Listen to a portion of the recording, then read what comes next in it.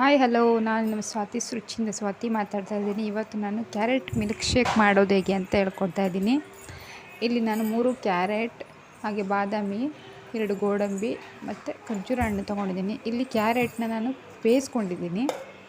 ನೋಡಿ, boil ಮಾಡ್ಕೊಂಡಿರುವ carrot ಇದು. Pieces ಮಾಡಿ ಸ್ವಲ್ಪ ಬಾಯ್ಲ್ ಆದರೆ ಸಾಕು, ಇಲ್ಲಾಂದರೆ ಸಸಿ ಸ್ಮೆಲ್ ಬಂದುಬಿಡುತ್ತೆ. ಅರ್ಧ ಬಾಯ್ಲ್ ಆದರೆ ಸಾಕು. ಅದಕ್ಕೆ ಹಾಲು,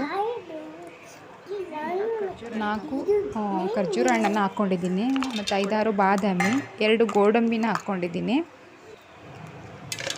ಹಾಗೆ ನಾನು ಕಲ್ಲು ಸಕ್ಕರೆನ ಯೂಸ್ ಮಾಡ್ತಾಯಿದ್ದೀನಿ. ಇದಕ್ಕೆ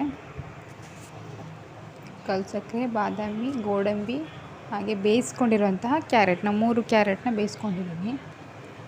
ಇವಾಗ ಇದಕ್ಕೆ ನಾವು ಹಾಲನ್ನು ಹಾಕ್ಕೊಳ್ಳೋಣ. ಸ್ಮೂತ್ ಪೇಸ್ಟ್ ಮಾಡ್ಕೋಬೇಕು. ಇದನ್ನು ನೋಡ್ತಾ ಇರ್ಬೋದು.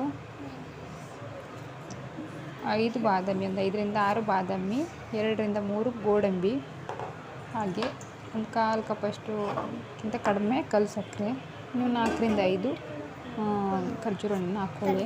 ಚೆನ್ನಾಗಿರುತ್ತೆ. ಖರ್ಜೂರ ಹಣ್ಣು ಸ್ವೀಟ್ ಇದನ್ನು ತುಂಬ ಚೆನ್ನಾಗಿ ಬರುತ್ತೆ ಮಿಲ್ಕ್ ಶೇಕ್. ನಾನಲ್ಲಿ 2 ಲೋಟ ಹಾಲು ತೊಗೊಳ್ತಾ ಇದ್ದೀನಿ. 2 ಲೋಟ ಹಾಲನ್ನು ತೊಗೊಳ್ತಾ ಇದ್ದೀನಿ. ನೋಡಿ, ಒಂದ್ಸರಿ ರುಬ್ಕೊಂಡಿದ್ದೀನಿ. ಈಗ ನೆಕ್ಸ್ಟ್ ಮತ್ತೊಂದು ಲೋಟ ಹಾಲು ಹಾಕ್ಕೊಂಡು ಮತ್ತೆ ರುಬ್ಕೊಳ್ತೀನಿ.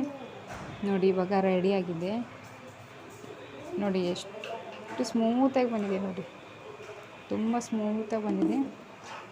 ಇದಕ್ಕೆ ನಾವು ಪಿಸ್ತಾನ ಫ್ಲೇಕ್ಸ್ನ ಮೇಲ್ಗಡೆ ಹಾಕೋಣ.